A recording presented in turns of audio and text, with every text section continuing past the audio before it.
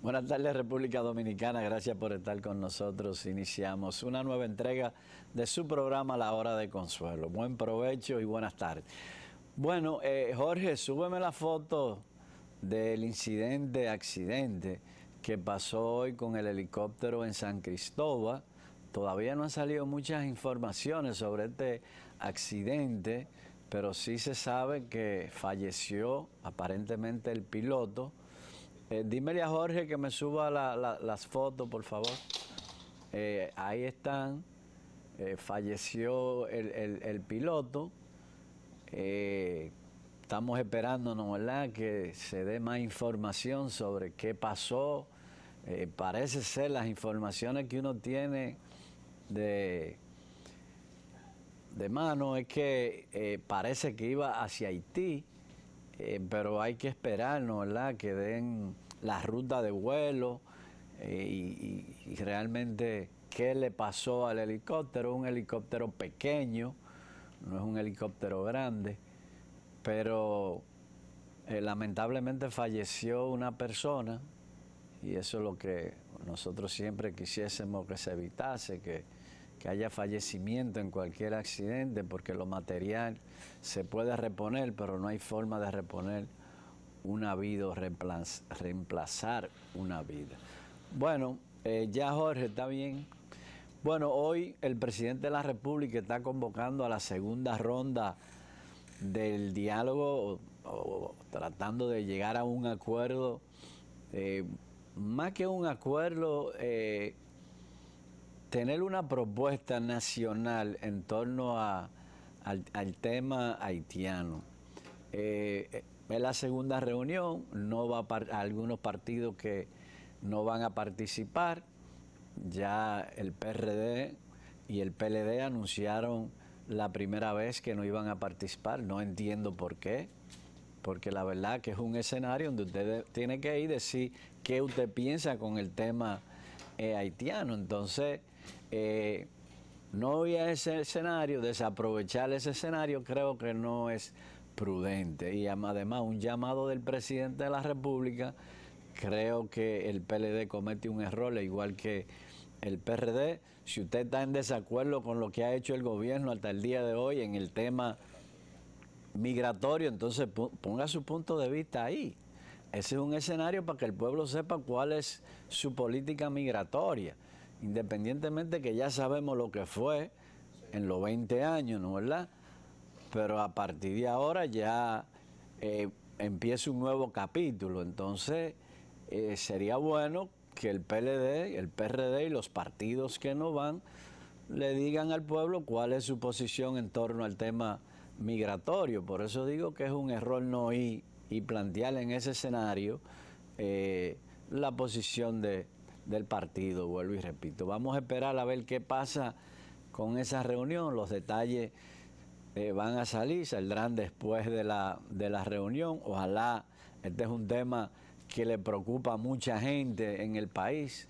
Yo diría que casi, según las encuestas, un 90 y tanto % de la población le preocupa el tema migratorio, le preocupa sobre todo la migración haitiana, que es la que más abunda, ¿no? Las otras migraciones no son tan pronunciadas como nuestros vecinos.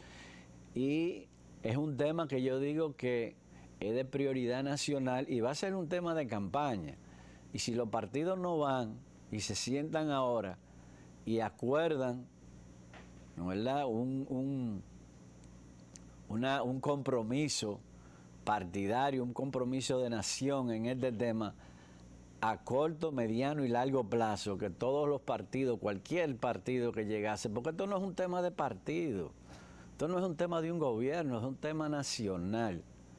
Entonces, hay que hacer un compromiso de que eso se va a cumplir, no importa quién gane las elecciones. Entonces, por eso digo que es un escenario que no entiendo por qué no se aprovechó, porque este tema, si no se llega, vuelvo y repito, a un acuerdo, a un entendimiento entre todas las partes, este va a ser un tema político. Va a ser un tema político. Ahora, si todos los partidos políticos se ponen de acuerdo en qué vamos a hacer en los próximos años en tema migratorio, entonces no puede ser un tema de campaña porque ya es un tema que está pactado. Entonces, y decía ahorita que es un tema que le preocupa a la gran mayoría del pueblo dominicano, porque ya no se limita la migración laboral, no se limita ya a los campos, pues se decía que el dominicano no quiere trabajar el campo se ha ido mecanizando. No solamente ya en construcción, es que se han ido apoderando de otras instancias de trabajo, que se han ido apoderando los migrantes, no solamente haitianos, de otros países también. Y eso va en detrimento del trabajador dominicano. Entonces se han ido apoderando del sector. Ya usted ve en el motoconcho hay muchísimos haitianos. Ya los migrantes haitianos que son trabajadores de la construcción, inmediatamente consiguen algún dinerito, compran un motor y se ponen a conchar. Pero ya está en el sector turismo. Entonces, ¿qué va a pasar? Es decir, vamos a dejar que nos tomen todos los espacios de trabajo. Si poco a poco ya no se limitan a lo que se decía, entre comillas, que el dominicano no quería hacer, que era trabajar en el campo y trabajar en la construcción, cosa que yo creo que lo que no se ha enfocado bien el tema, ningún gobierno lo ha enfocado correctamente, a mi parecer, ¿no? ¿Verdad? Porque yo no creo en eso de que el dominicano no quiera trabajar. Yo lo que creo que hay que crear las condiciones para que el dominicano vuelva otra vez a trabajar en la construcción. Vuelvo y repito, en el campo se ha ido mecanizando, casi todo es mecanizado, con raras excepciones, pero ya a medida que pasa el tiempo y nos vamos tecnificando, pues menos mano de obra en el campo se va a necesitar. Pero vamos a esperar a ver qué pasa. Debimos de abrir el segmento, este primer segmento, felicitando a las mujeres dominicanas sobre todo y a las mujeres de todo el mundo en su día de hoy. Yo creo que las mujeres han avanzado muchísimo, pero no porque nosotros le hemos dado la oportunidad, no, porque ellas se la han ganado. Y ya usted ve instituciones aquí que prácticamente las mujeres son la gran mayoría por la eficiencia, por la honradez y por otras condiciones que tienen las mujeres. Así que felicitaciones a la mujer en el día de hoy. Espero que los jefes saquen sus secretarias, aunque no es el día de secretaria, pero le hagan un halago. Ellas se lo merecen. Señores, vamos a hacer nuestra primera pausa y retornamos con nuestro invitado de hoy.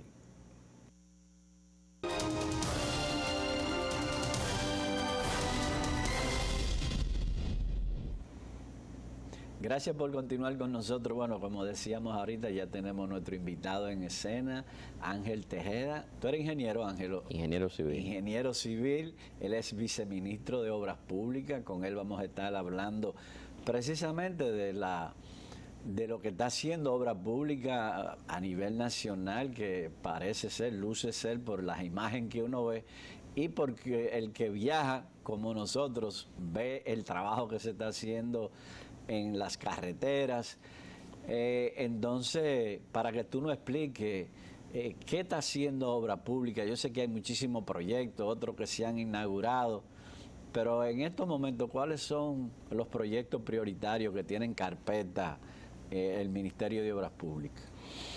Así es. Mira, yo pienso que en este pase de cuentas, en esta rendición de cuentas, el ministro de Línea de Extensión y el Ministerio de Obras Públicas pasaron con buena nota. Creo que el haber de obras entregadas, que es consistente, con mucho esfuerzo, que se viene trabajando de sembrar el país de obras. Y se han ido entregando una gran cantidad de proyectos que corresponden a una estrategia de desarrollo. La visión y la misión de Obras Públicas es constituirse en el ente que promueve la competitividad y el desarrollo de la República Dominicana a través de la construcción de infraestructura. Esa infraestructura que promueve turismo, que promueve el desarrollo de los bienes y servicios, zona franca, y esos sectores productivos de la sociedad dominicana es a través de obras públicas que se hace. Por ejemplo, para responder tu pregunta, te planteo, por ejemplo, de ese circuito vial del sur que tenemos a bordo, obras como la circunvalación de Baní, que tiene un buen avance y este año será entregada. La circunvalación de Asua, que fue entregada entre la semana del 15 y el 20 de febrero, que constituye una obra muy significativa para los azuanos y sobre todo para el sur profundo. La carretera de Barahona-Enriquillo y Enriquillo-Pedernales, ese circuito de obras lo que busca es acercar a la posición de Pedernales, el desarrollo de Pedernales, o pro Pedernales, como lo llama el presidente de la República a través de fideicomiso. Esa es la de... No, ese es el elevado de Andrés. De Andrés. Para allá vamos. Entonces, esas son obras que buscan apuntalar y reducir el tiempo de llegada a Pedernales para que sea un destino turístico apetecible dentro de las opciones de hoteles que tendremos en los diferentes pueblos de la isla. También apoyando, cerrando ese circuito del este, tenemos lo que fue el elevado de Andrés, que es el eslabón que le faltaba sí. a la seguridad vial ahí de esa carretera del este y sobre todo en el tramo de Andrés con su marginal, pero sobre todo esa vía expresa que corresponde a viajar por las autovías del este. Sí, hay que decir, Ángel, que ya quedándonos en el sur, ¿verdad?, que ha sido una región olvidada por muchos gobiernos, hay que decir que la circunvalación de Asua se encontró prácticamente un 15, un 20% de ejecución, y en ese equipo, porque eso no se ha dicho lo suficiente, en ese 15% estaba ejecutado el 100% del dinero presupuestado. Exactamente. Así, solamente llegaron a un 15, pero gastaron todos los recursos, así que eso se terminó con recursos de esta gestión. Y yo creo que una de las cosas más importantes que hizo el gobierno, ejecutado por ustedes a la cabeza de Línea Ascensión, es la ley para darle seguimiento a las obras que estaban paradas, para que así la gente tiene que entender que muchos gobiernos llegaban y dejaban al margen las obras del gobierno pasado, pero ahí se perdía mucho dinero. Entonces este gobierno inteligentemente, como debe de ser, se agenció una ley para darle seguimiento a todas esas obras, y ahí están los frutos de esas obras. Es correcto, la ley 118-21 es un proyecto, una ley que busca un número finito de obras, resolver una situación que encontramos que denomina el presidente el nudo legal. Una ley que determina o permite continuar la ejecución de esos proyectos que cuando lo encontramos tenían ejecutados o una mayor parte de su obra sin el bien entregado y también excedidos en el pago de la adicional del 25% que también estipula la ley 34006. Dentro de esa ley queda enmarcada dentro de la ley de compras y contrataciones y permite entonces de manera legal continuar con esos proyectos. Estamos hablando de una gran cantidad de escuelas principales, hospitales y algunas obras viales como la circunvalación de Asua, que hoy son una realidad y que están dando servicio al pueblo dominicano gracias a ese proyecto de ley.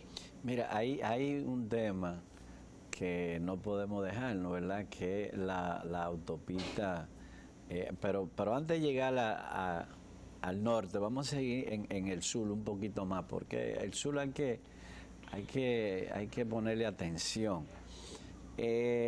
Baní, ¿para cuándo ustedes creen que ya Baní va a ser inaugurada?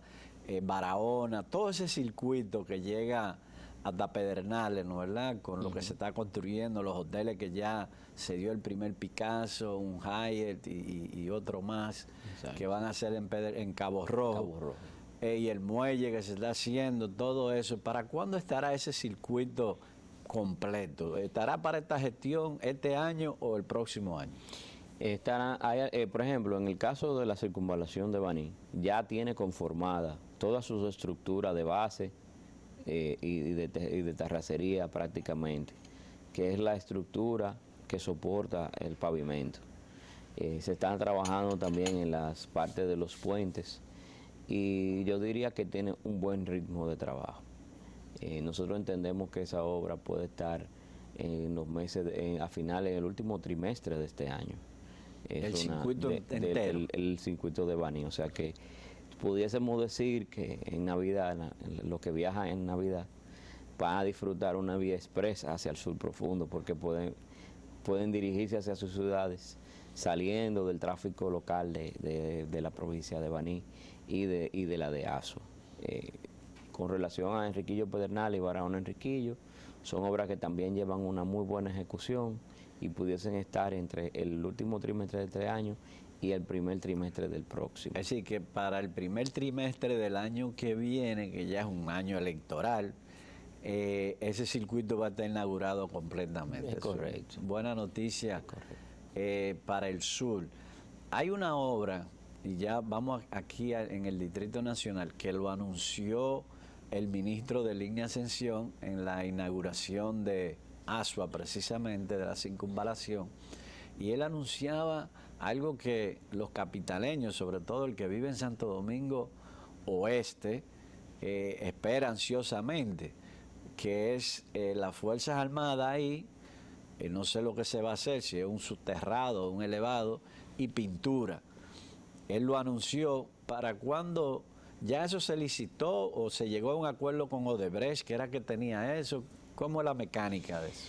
Sí, mira, nosotros, ese procontrato, como tú lo mencionas, tenía una particularidad de que estaba siendo objeto de un tema judicial y por eso impedía iniciar los trabajos, pero tampoco contaba con los diseños definitivos de detalle, de ingeniería de detalle, para poder comenzar la ejecución de la obra. Entonces, en lo que eso se dirimía en la justicia, fuimos avanzando con la carpeta de diseño de la obra. La solución de la Plaza de la Bandera se propone un paso a desnivel norte-sur, aprovechando la topografía que tiene el tramo cuando tú subes la Luperón, que ya de por sí es una parte profunda, para cruzar por debajo de la Luperón, eliminando entonces el semáforo que está, donde la entrada de las Fuerzas Armadas y el semáforo que está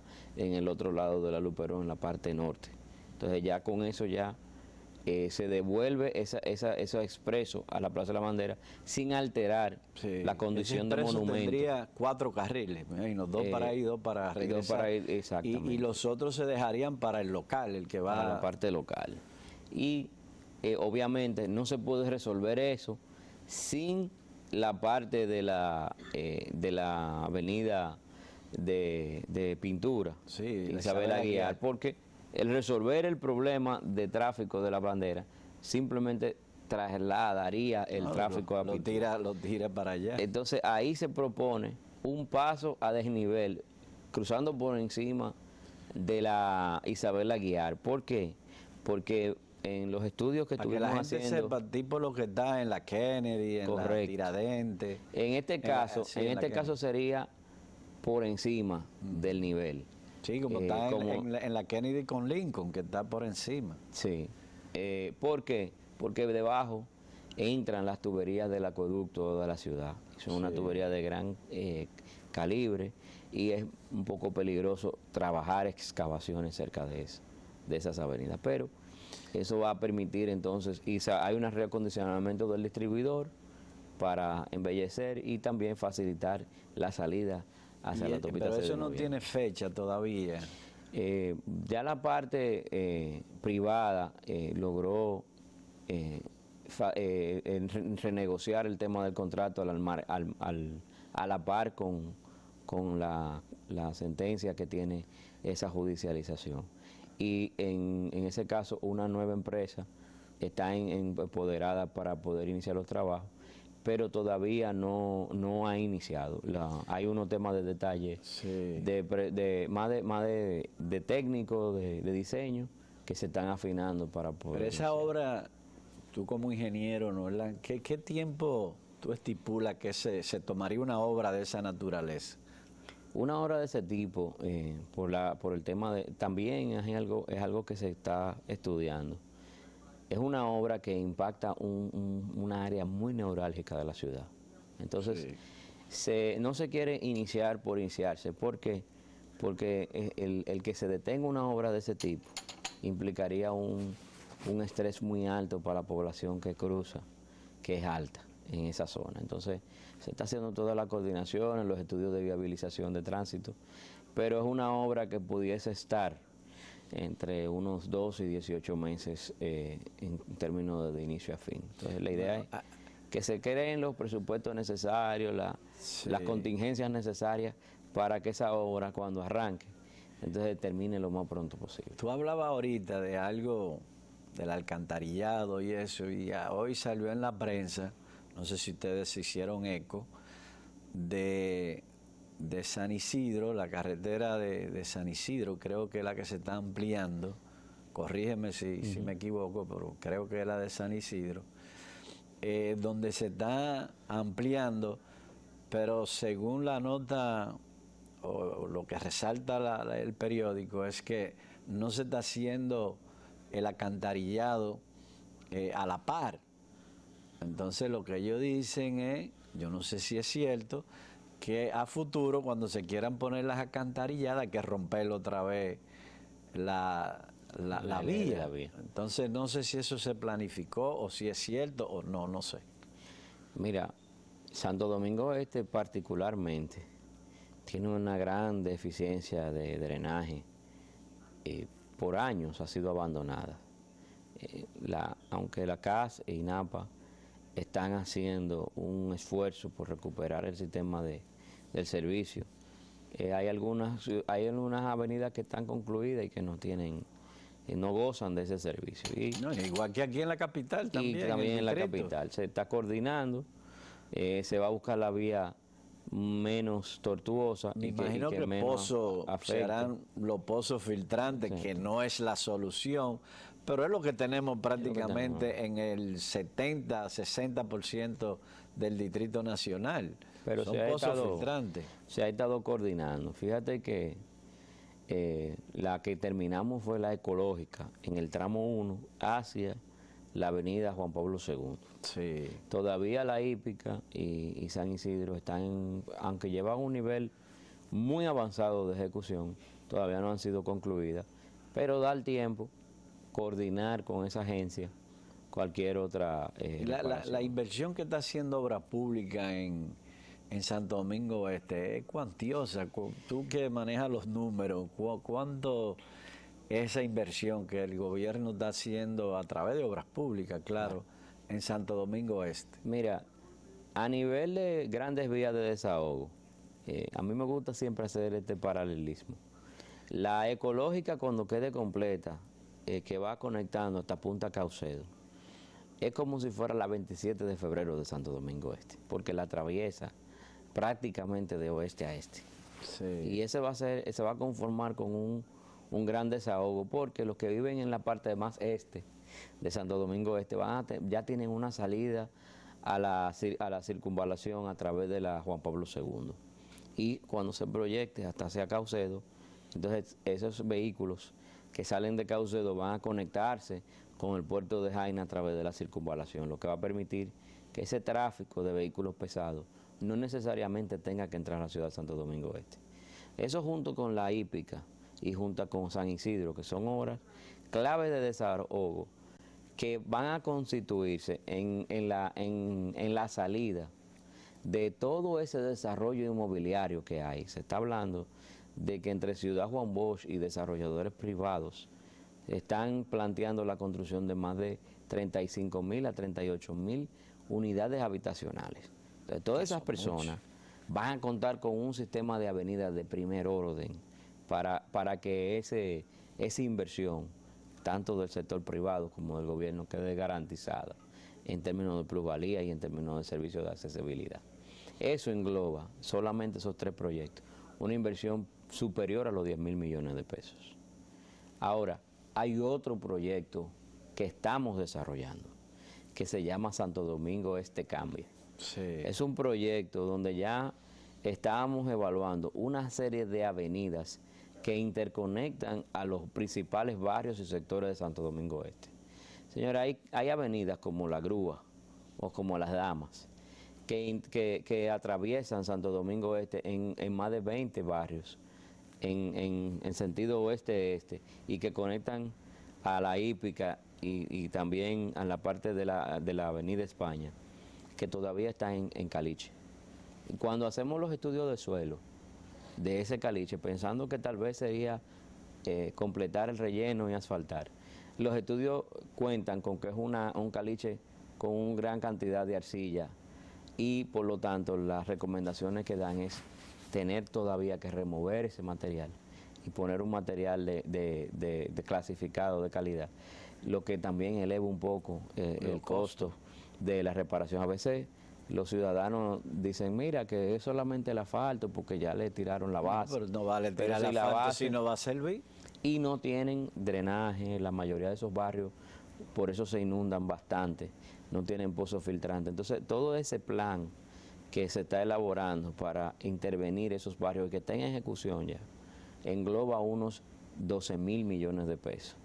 De manera que Santo Domingo Este va a tener una de las mayores transformaciones que en tiempo alguno se ha manifestado. Y eso se está trabajando, está en ejecución. Muchos ciudadanos ya han visto cómo se están interviniendo el tema de las aceras, el tema de los contenes y pronto llegará entonces ese acondicionamiento de las calles para el asfaltado final y también con un tema de señalización. Yo creo que es una de las poblaciones más grandes, de lo concentrado de poblaciones más grandes, cerca de un impacto más de 1 millón de habitantes va a tener esta intervención y también va a asegurar y a mejorar la pluralidad. Se estudia que cuando un barrio que no tenía asfalto se le completa su acera, su contén y se complete el asfaltado, la plusvalía de la propiedad se eleva entre un 20 y un 25%. De manera que, aparte de la calidad de vida, educación, se desarrabalizan,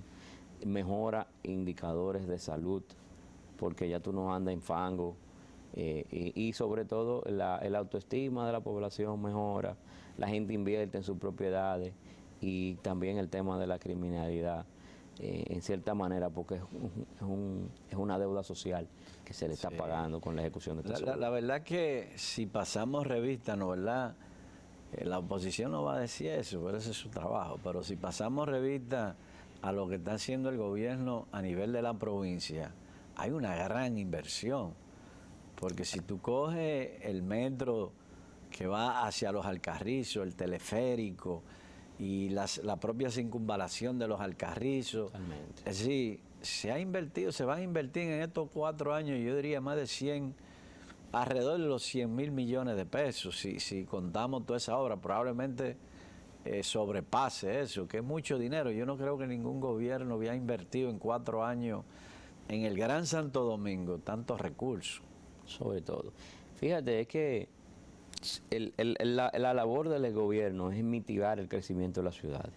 Afortunadamente ya tenemos una ley de ordenamiento territorial que va a controlar un poco, o pretende controlar un poco, ese crecimiento desproporcionado y desorganizado. Porque ya luego que tú tienes una barriada creada, como en el caso de Santo Domingo Este, hay una serie de barrios nuevos que se crearon. Y si te vas hacia más al este, Andrés, Valiente, Boca Chica, tú te vas a encontrar un desarrollo desorganizado porque la gente quiere vivir cerca de los centros económicos porque simplemente utilizan esas ciudades como dormitorio. Viven ahí en las afueras porque es más económico, pero trabajan en las grandes urbes, como el caso del Distrito Nacional. Y si tú no trabajas con tiempo el desarrollo de esas infraestructuras de servicio, accesibilidad, electricidad, agua, entonces te va generando una deuda acumulada que por años fue obviada en ese municipio y que le ha tocado al gobierno de Luis Abinader venir a cumplir esa deuda a través del Ministerio de Obras Públicas, no solamente en el este, Santo Domingo Oeste y sobre todo Santo Domingo Norte también tiene una gran intervención en sus barrios, en el asfaltado de esas calles y sobre todo completando esa infraestructura o ese mejoramiento vial, Sí. que es fundamental. Hay un tema que también en los últimos días ha salido, y un tema que a mí me preocupa porque si uno no tiene un sistema jurídico fuerte, entonces eso puede ahuyentar la inversión extranjera, que es tan importante para el desarrollo, sobre todo en países como el nuestro, y es las ocupaciones y las invasiones de tierra. Vi ahí, no sé si es obra pública, que estaba tumbando negocios, estructuras que estaban en la parte de la carretera, porque yo no entiendo cómo una gente, todos tenemos derecho a tener una vivienda. Yo quisiera que todo el mundo tuviese una vivienda. Ojalá cuando tú nazcas con una vivienda, eso sería lo ideal, pero no es posible. Entonces, usted tampoco puede coger un terreno que yo, con sacrificio, lo que sea, compré, y entonces que otra gente vaya y lo ocupe, porque eso es como que si usted está en su casa y usted se va de fin de semana y cuando llegue encontró una gente viviendo en su casa. Es decir, por eso es que yo estoy en contra de las invasiones a terreno privado, a cualquier tipo de terreno, porque yo quisiera, vuelvo y repito, que todo el mundo tuviese una casa, pero si nosotros permitimos eso, entonces vamos a tener un desorden. Entonces va a llegar el momento en que uno no va a salir de su casa porque uno no sabe si alguien va a entrar y le va a ocupar su casa. Es correcto. ¿Qué está haciendo Obra Pública en ese sentido? Porque yo sé que ahí juegan un papel importante los ayuntamientos, sobre todo en las circunvalaciones, juega un papel importante los ayuntamientos, que son los que autorizan los usos de suelo y son los que deben de tener, lamentablemente. Aquí el único ayuntamiento, el de Santo Domingo Este, ahora un poco, es el distrito, que tiene una normativa de qué se puede construir en cada área, pero el 90% de los ayuntamientos no tienen una norma, no tienen sus territorios normados, y aquí se puede montar esto, aquí esto no, y por eso surgen esos barrios así espontáneamente, sin ninguna regulación. ¿Qué es lo que está haciendo Obra Pública en ese sentido? Mira, a la ley, hay una ley que le confiere al Ministerio de Obras Públicas la salvaguardia del derecho de vía. En lo que compete al derecho de vía, para poder hacer cumplir y respetar ese derecho a vía. ¿Qué es el derecho de vía? El derecho de vía es la distancia desde el eje de la vía hacia los predios laterales de la propia, se reservan para futuras ampliaciones. Dependiendo de la categoría de la carretera, se reserva entre 15, 20 y a veces hasta 30 metros en cada lado desde el eje central de la vía. Eso no lo... Por ejemplo, en la autopista Duarte eso no. Entonces, ¿qué pasa? Se ha constituido como un organismo anexo o dependiente de la Comipol, que es la Comisión Militar y Policial. Se ha constituido la Codevial, que es la Comisión de Control de Vías. A la fecha, la Codevial ha logrado demoler 502 estructuras que se han tratado de izar alrededor de las vías que ya están conferidas en el derecho de vía de las carreteras. Tú terminas una carretera y al otro día comienzan a poblar. Sí. Entonces, esa comisión, conformado con ingenieros, abogados y el cuerpo militar, notifica a los invasores, como la establece la ley. Y si en un plan franco esa construcción no tiene una no objeción del propio Ministerio de Obras Públicas para construir sobre la vía de manera segura, que es también un servicio que se da en el Ministerio, entonces se procede a la demolición de ese inmueble. Y por eso hemos logrado rescatar gran parte de las carreteras, porque déjame decirte que uno de los costos adicionales a la ejecución de los proyectos es la compra de los predios para las ampliaciones, porque en gestiones anteriores no se salvaguardó el derecho de vía. Para que se tengas una idea, en lo que va de la ejecución de la autopista Duarte, hemos logrado cerrar más de 156 cruces ilegales, que también eso constituye un tema de peligrosidad, porque la gente entiende que tú puedes accesar a una vía de alta velocidad en un cruce perpendicular en 90 grados,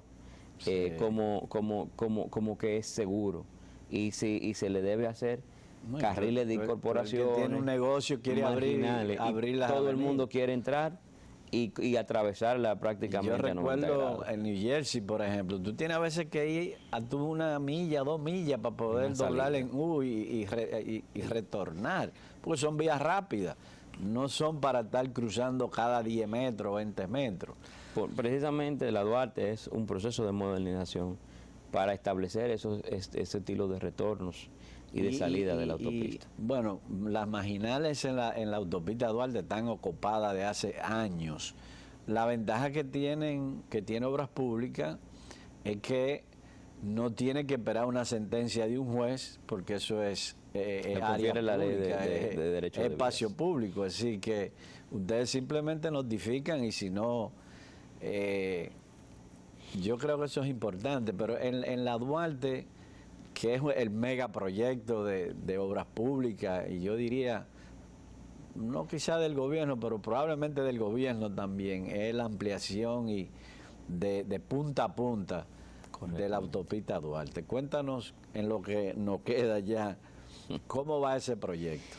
Va muy bien, como tú decías, la modernización de la autopista Duarte es una obra que lleva una serie de mejoras y de proyectos puntuales, desde el kilómetro 9 hasta Montecristi, donde van una serie de construcciones como unos elevados para poder hacer que la salida de la capital por la autopista Duarte, que conecta unas 12 provincias, sea la más expedita posible, sobre todo la más segura posible.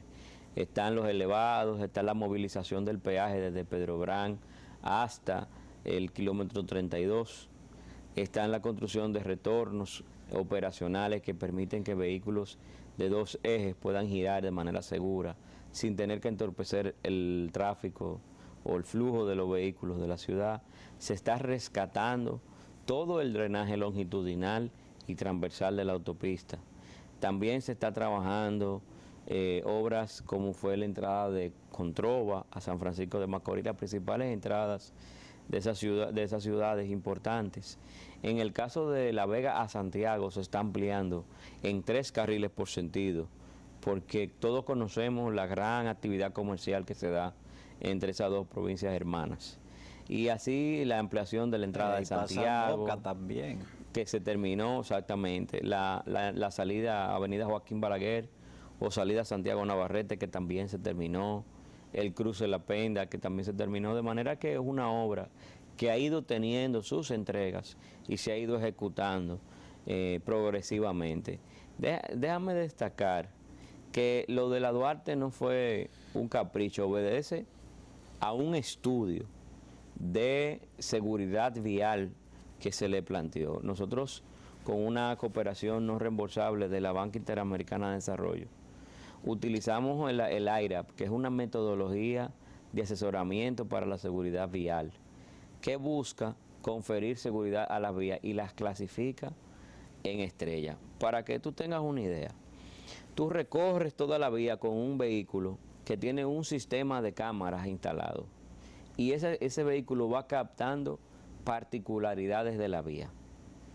Con una inteligencia artificial va detectando esas particularidades que hacen que las probabilidades de accidentes se eleven, como falta de señalización, una entrada, falta de una baranda, que el peralte de la vía, condición del pavimento, una serie de elementos que debería tener una vía para ser segura. Y eso generó una lista de mejoras que se le deben hacer. Y esas mejoras están contenidas dentro del proyecto de la modernización de la autopista Duarte. De manera que con eso nosotros buscamos que al final de la ejecución de la obra se eleven la cantidad de estrellas y se eleve la seguridad de la autopista Duarte, reduciendo la probabilidad de tener un accidente en la vía, que hoy es alta y tenemos que reconocer. Pero ya con esta inversión nosotros vamos a garantizar que la autopista Duarte sea una de las autopistas más seguras que el país tiene. ¿Y para cuándo se estipula que va a estar lista ya desde el 9 hasta Montecristi? Sí, mira, como tú comprenderás, por la dimensión de la Duarte, para que tú tengas una idea, tardó cerca de 8 o 10 años concluir el circuito del este. Fíjate que nosotros ahora terminamos el último eslabón, que es el elevado, el elevado de Andrés, 8 o 10 años. Sin embargo, nosotros hemos completado una gran cantidad de trabajo y pretendemos terminar una primera etapa de la autopista Duarte a finales de este año, que incluya por lo menos la ampliación de Santiago y una serie de obras. Pero la de Santiago La Vega ha Santiago La Vega muchísimo. va a terminarse este año. Hay el kilómetro 9 se va a terminar este año. La movilización del peaje se va a terminar este año. O sea, en grosso modo, las obras fundamentales de la Duarte este año van a estar concluidas y otras que ya hemos entregado. O sea que de manera que también para diciembre nosotros podemos contar con una autopista Duarte más segura para transitar al menos en el tramo kilómetro 9 Santiago, kilómetro 9 Navarrete. Bueno, no sé si se nos ha quedado un tema, todavía nos quedan unos minutos, pero a mí me gustaría tocar la parte financiera, porque el año pasado se habló mucho de que no se ejecutó el presupuesto, no sé, pero finalmente quedó demostrado en una rueda de prensa que hicieron ustedes, encabezada por el ministro, donde se ejecutó el 97 punto algo, si no me equivoco, del presupuesto. ¿Cómo va la ejecución este año? Este es el primer trimestre que termina ahora. Y el presupuesto de este año, ¿es mayor que el año pasado o es menor o es igual? Es igual, en cierta forma es igual el presupuesto, pero llevamos una buena ejecución. A la fecha, nosotros llevamos más de 3.000 millones ejecutados, que históricamente el primer trimestre nunca lleva una ejecución tan voluminosa.